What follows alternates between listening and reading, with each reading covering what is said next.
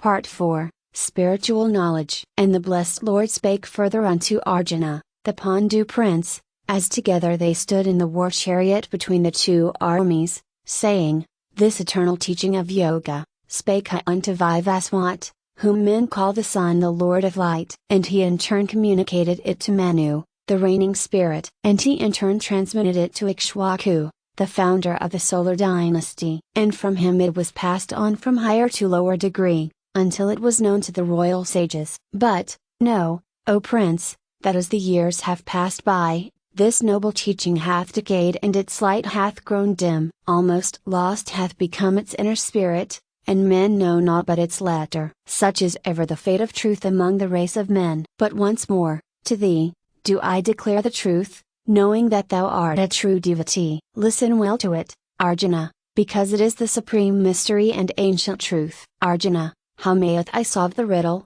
O Krishna, when thou sayest that thou taught this truth to Vivaswat in the beginning? For it is taught that Vivaswat existed before time began, and thou wert born in more recent time. Krishna, many have been my births and rebirths, O Prince, and many also have been thine own. But between us lies this difference: I am conscious of all my lives, but thou lackest remembrance of thine. Listen to this great secret. Although I am above birth and rebirth, or law, being the Lord of all there is, for all emanateth from me, still do I will to appear in my own universe, and am therefore born by my power and thought, and will. Knowest thou this, O Prince, that whenever the world declineth and virtue and righteousness and vice and injustice mount the throne, then cometh I, the Lord, and revisit my world in visible form, and mingleth as a man with men, and by my influence and teachings do I destroy the evil and injustice, and re-establish virtue and righteousness. Many times have I thus appeared, many times hereafter shall I come again. He who is able to pierce my disguise,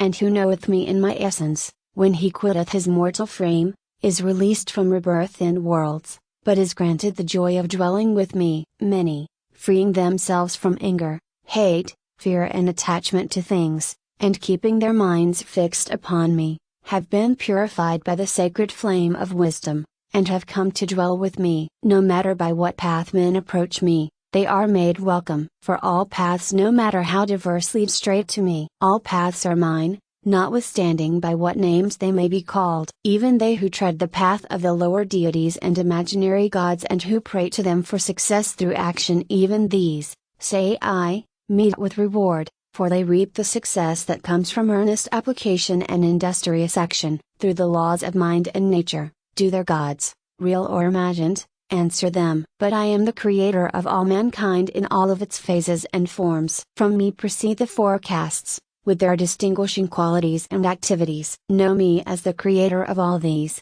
though in myself I am changeless and without qualities. In my essence I am free from the effects of action, and I have not any desire for rewards or the fruits of actions, for these things are produced by my power and have no hold upon me. Verily I say that he who is able to see and perceive me as I am, in my known essence, he is freed from the effects of action. Understanding this, the wise men of old still performed actions, but were not attached to the fruits thereof, and so moved on to deliverance. Follow thou their example and reap their reward. But even the wise, at times, have been confused as to what was action and what inaction. Therefore, I will inform thee regarding this. I shall tell thee of what action consisteth, knowing which thou shalt be relieved from evil and set free. He who would learn the truth concerning action must grasp these three things: action, inaction, and wrong action. Difficult to clearly discern is the path of action. He who hath so far attained that he is able to see action in inaction and inaction in action is among the wise of his race,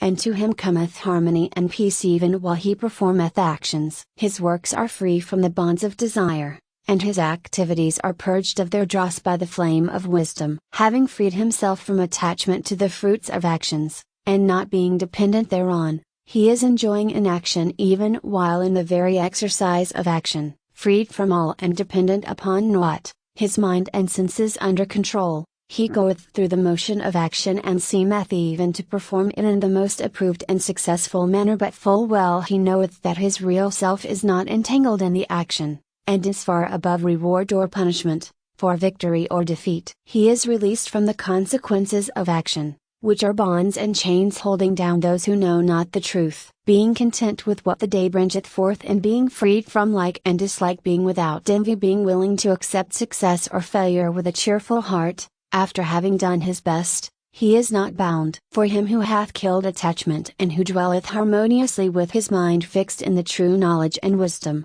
all the binding effects of action melt away as a cloud before the rising sun. As the sacrifice which goeth to the Eternal One is in reality but a mere form of that to which it goes, so he who knoweth me in all of his actions shall come to me. Some there be who offer up sacrifices to the lesser gods, and others there be who worship the divine principle in the fire, others pour their sense desires upon the altar, others offer up the very functions of life, others still there be who make offering of the sacrifice of wealth, or who practice austerity as a token of worship, or who meditate in silence and thought, others there be who practice yoga as a worship, and some make vows and render devotional exercises, still others practice sacred breathings as their share of offering, others perform fastings. All make sacrifices, though their offerings be far different in nature and kind, and all are benefited by the spirit which causes their form of sacrifice, all gain merit by the sacrificial spirit behind the observance. There is much virtue and merit in self-restraint and self-mastery,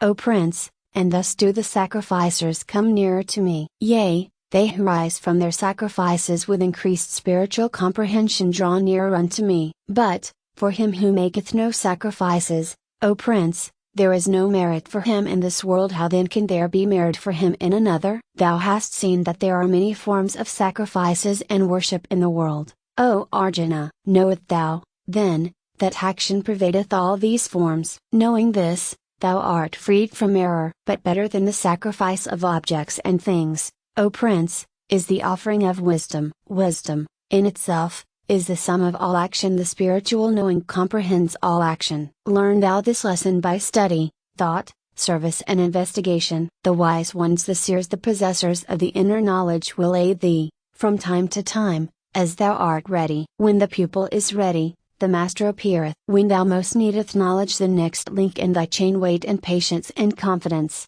for lo!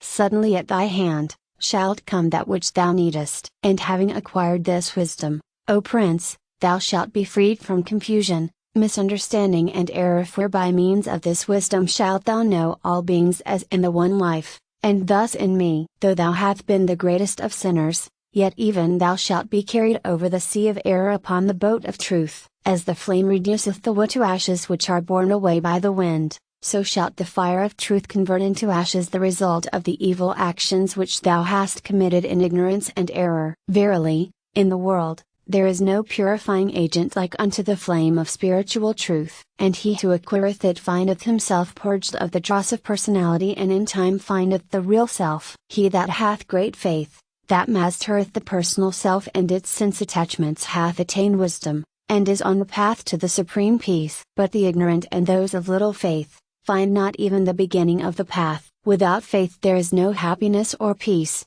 neither in this world nor the next. Free from the bonds of action is that man who by means of spiritual knowledge hath attached himself to wisdom, and thus torn asunder the illusion of doubt. He indeed is free. Then rise in thy might, O Arjuna, Prince of the Pandus, seize thy bright and gleaming sword of spiritual wisdom, and cut thou, with one strong sweep of thy blade, the bonds of doubt and unbelief which confine thy mind and heart. Arise, O Prince, and perform thine appointed action.